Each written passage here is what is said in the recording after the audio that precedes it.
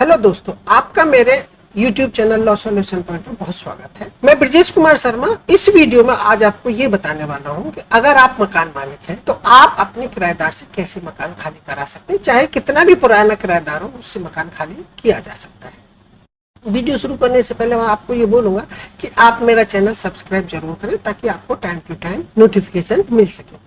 Basically मेरा main मकसद ये होता है वीडियो बनाने का कि जो टिपिकल लॉ है वो आपको सरल भाषा में मैं बता सकूं ताकि आप उसका लाभ उठा सकें। अगर आप मकान मालिक हैं और आपका कितना भी पुराना किराएदार है और आप उससे मकान खाली कराना चाहते हैं तो आप उससे मकान खाली करा सकते हैं। बेसिकली उसके दो प्रोविजन है। पहला प्रोविजन होता है दिल्ली रेंट कंट्रोल एक्ट के अंदर और दूसरा प्रोविजन है सिविल सूट आप फाइल कर सकते हैं। तो इनके दोनों अलग अलग प्रोविजन। सबसे पहले हम लेते हैं जो case Delhi rent control act के अंदर आते हैं, यानी कि आप केस जो फाइल करेंगे रेंट कंट्रोलर के पास फाइल करेंगे दिल्ली रेंट कंट्रोल एक्ट के प्रोविजंस के अंदर। अब पहले ये हम डिसाइड करते हैं कि कौन से case Delhi rent control act में आते हैं।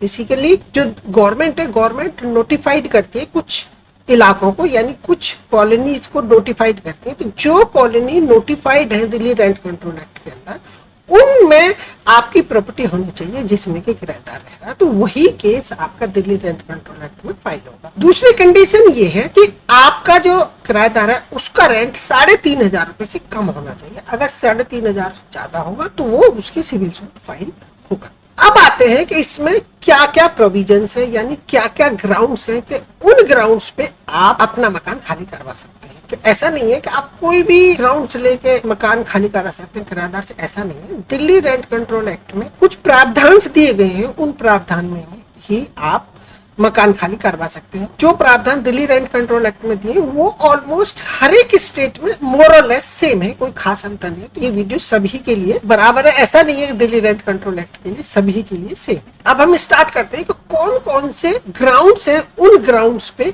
आप मकान खाली करवा सकते हैं अगर आप लैंडलॉर्ड हैं। सबसे पहले बताते हैं कौन सा सेक्शन है। सेक्शन 14(1).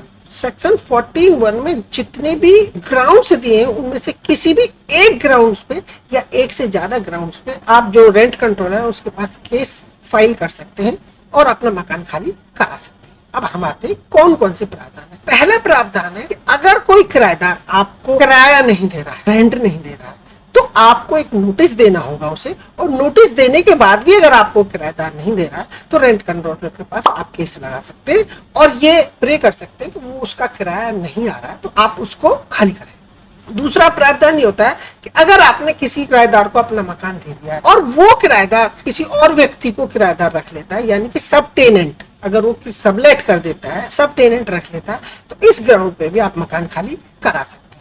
अब नेक्स्ट ग्राउंड है इसमें पर्पज ऑफ यूज, यानी कि अगर आपने किसी पर्पज के लिए दिया और वो पर्पज के लिए वो जो किराएदार है उस प्रेमाइसेस को इस्तेमाल नहीं कर रहा तो भी आप मकान खाली करवा सकते हैं। यानी कि मान लिया सपोज करो अगर आपने कोई दुकान स्टेशनरी की दुकान खोलने के लिए दी है और उसमें अगर वो हलवाई की दुकान खोल लेता है तो आप इस ग्राउंड पे आप मकान खाली करवा सकते हैं। नेक्स्ट ग्राउंड इसमें ये आता है कि अगर आपने कोई प्रेमाइसेस किराए पे दी है और वो प्रेमाइसेस 6 महीने से किराएदार उसको इस्तेमाल नहीं कर रहा, यानी कि ताला लगा रखा और उसको इस्तेमाल नहीं कर रहा, तो जैसे ही 6 महीने होते हैं तो आप रेंट कंट्रोलर के पास एक केस लगा सकते हैं कि 6 महीने से ये इस्तेमाल नहीं हो रही है, इस मकान को खाली करवा के दिया जाए। नेक्स्ट जो ग्राउंड है वो है बोनाफाइड रिक्वायरमेंट, यानी कि अगर किसी मकान मालिक को उस मकान की जरूरत है जिसमें किराएदार रह रहा है तो कोर्ट में वो केस लगा सकता है कि उसको ये मकान चाहिए, क्योंकि जब उसके पास था तब उसने दे दिया, लेकिन आज उसको चाहिए तो उस मकान को उसको दिया जाए। ये बहुत इंपॉर्टेंट प्रोविजन है बोनाफाइड रिक्वायरमेंट का, और इस पे सबसे ज्यादा मकान इसी ग्राउंड्स पे खाली होते हैं। इसी ग्राउंड्स पे मैं नेक्स्ट वीडियो बनाऊंगा और वो आप जरूर देखें, क्योंकि ये समरी प्रोसीजर में खाली होता है और इसमें पूरा प्रोसीजर में शुरू से आखिर तक बताऊंगा, वो आप जरूर देखें। नेक्स्ट जो इसमें ग्राउंड है, नेक्स्ट ग्राउंड बेसिकली इसमें है अगर कोई प्रेमाइसेस है जो किराए पे दी हुई है लेकिन वो किसी वजह से फिट नहीं है ह्यूमन के रहने के लिए, यानी कि वो इस कंडीशन में वो कभी भी गिर सकती है, अगर वो गिर जाती है किसी वजह से तो उस पर केस मकान मालिक पर होता है, तो उसमें उसको नोटिस देके उसको भी खाली किया जा सकता है कि ये ह्यूमन के लिए सेफ नहीं है, तो इस मकान को आप खाली करके दे। नेक्स्ट जो इसमें ग्राउंड आता है वो ग्राउंड ये आता है कि अगर मकान मालिक को वो बिल्डिंग जिस बिल्डिंग में किराएदार है वो उसको दोबारा बना रहा हो या उसको इस तरह से रिपेयर करना हो उसे कि उसको मकान को खाली करवाना पड़ेगा, तो इस ग्राउंड पे भी वो मकान खाली करवा सकता है।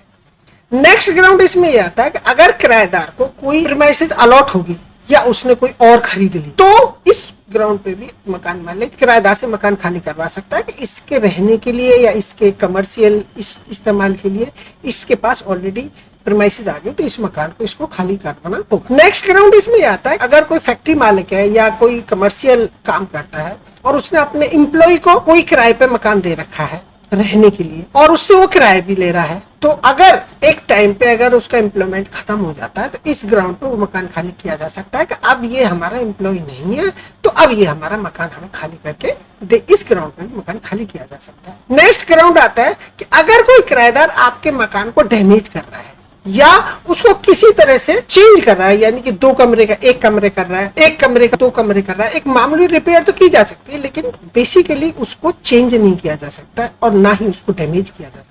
अगर ऐसा है इस ग्राउंड पे भी आप मकान खाली करवा सकते। इसमें नेक्स्ट ग्राउंड ये आता है कि अगर एमसीडी, डीडीए या गवर्नमेंट अगर कोई बिल्डिंग बना रही है या डेवलपमेंट अगर किसी तरह का कर रहा है और अगर प्रीमाइसेस की जरूरत है तो उस ग्राउंड पे भी मकान खाली किया जा सकता है। नेक्स्ट ग्राउंड इसमें ये आता है कि अगर आपका किराएदार है वो वहां पे रह रहा है लेकिन वो एमसीडी, डीडीए या गवर्नमेंट के जो गाइडलाइंस है अगर उनका पालन वो नहीं कर रहा है, तो उस कंडीशन में भी इस मकान को खाली किया जा सकता है, रेंट कंट्रोलर के पास केस लगाया जा सकता है। अब इसमें 4 ग्राउंड्स बेसिकली और है, सेक्शन 14(1) ABC यानी कैपिटल ABC और D, 4 ग्राउंड। वो 4 ग्राउंड पे भी आप मकान खाली करवा सकते हैं। सबसे पहला ग्राउंड कौन सा है? सबसे पहला ग्राउंड ये है अगर किसी व्यक्ति को मकान गवर्नमेंट से अलॉट है और अगर उसने किराए पे दे दिया है और अब जो अलॉटमेंट था उसका कैंसिल हो गया या उसकी नौकरी खत्म हो गई है यानी रिटायर होने वाला है और अगर वो मकान रखता है तो उसको उस पेनल्टी देनी होगी, तो उस कंडीशन पे भी मकान खाली किया जा सकता है। नेक्स्ट इसमें ये आता है कि अगर कोई आर्मी में नौकरी करता है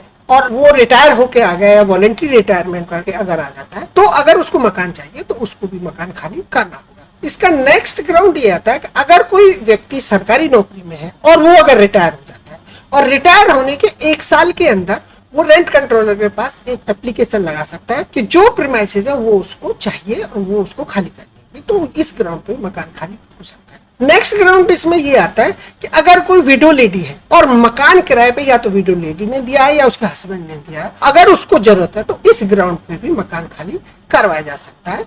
ये सारे प्रोविजन रेंट कंट्रोलर एक्ट में है। इसमें एक और बात बताऊं, अगर कोई प्रॉपर्टी स्लम में है, किसी वजह से अगर स्लम के एरिया में है, तो उसमें आप दिल्ली रेंट कंट्रोल एक्ट के अंदर एप्लीकेशन नहीं लगा सकते, पहले आपको उसमें स्लम से परमिशन लेनी होगी। लेकिन हाँ, 14(1)E बोनाफाइड रिक्वायरमेंट और जो लास्ट के जो 4 ग्राउंड है 14(A)B(C)(D), इनमें आप बगैर परमिशन के भी, अगर आपका स्लम में आपकी प्रॉपर्टी है और वो किराए पे है, तो बगैर स्लम की परमिशन के भी आप केस इसमें लगा सकते हैं। तो ये सारे ग्राउंड्स थे जिन ग्राउंड्स पे आप अपना मकान खाली करवा सकते हैं। अब जितने भी सारे ग्राउंड, ऐसा नहीं है कि इन ग्राउंड से मकान खाली नहीं होते, इन ग्राउंड पे मकान खाली बिल्कुल होते हैं। बेसिकली जब ये एक्ट बनाया गया था, ये एक्ट उस टाइम पे बनाया गया था जब पार्टीशन हुआ था, तो तब बहुत सारे किराएदार थे, तो उनको किस तरह से प्रोटेक्ट किया जाए इसलिए एक्ट बनाया गया था, तो मकान मालिक आराम से मकान खाली नहीं करवा जा सकता। लेकिन अब वो सिचुएशन नहीं रही है। कोर्ट का बहुत अच्छा एटीट्यूड है और मकान आराम से इसमें खाली होते हैं, ऐसा नहीं है कि मकान खाली नहीं होते। अब हम आते हैं दूसरे टॉपिक पे, यानी कि अगर कोई मकान जो किराए पे है अगर वो दिल्ली रेंट कंट्रोल एक्ट के प्रोविजंस के अंदर नहीं आता है, यानी कि उसका 3,500 रुपए से किराया जाता है या वो नोटिफाइड एरिया में नहीं, अगर ऐसा है तो उसमें सीधा सिंपल आप नोटिस देंगे किराएदार को कि आपको मकान चाहिए, या आप बगैर किसी रीजन के भी ये कह सकते हैं कि अब आप हमारे मकान में नहीं रहेंगे, हमको मकान चाहिए। वो देके आप सूट फॉर पोजेशन फाइल कर सकते हैं सिविल कोर्ट में और वहां पे ट्रायल के बाद आपका मकान खाली होगा। ऐसा नहीं है कि आप केस फाइल करें और आपका मकान खाली नहीं है, ऐसा नहीं होता। अगर कोई लीगल इशू नहीं है तो आपका मकान अवश्य खाली होगा। इस तरह से आप अपने मकान खाली करवा सकते हैं। ऐसा नहीं है कि मकान खाली नहीं होते, कोर्ट में मकान खाली होते हैं। अगर आपका कोई भी सवाल है तो आप कमेंट बॉक्स में भी दे सकते हैं। अगर आपका इस टॉपिक पे कोई सवाल है या किसी और लीगल टॉपिक पे अगर आप मेरे से बात कर सकते हैं तो आप व्हाट्सएप पे कॉल बुक करा सकते हैं और मेरे से बात कर सकते हैं। आई होप आपको वीडियो अच्छी लगी होगी। लाइक एंड सब्सक्राइब जरूर करें। फिर मिलते हैं नेक्स्ट वीडियो में। Thank you.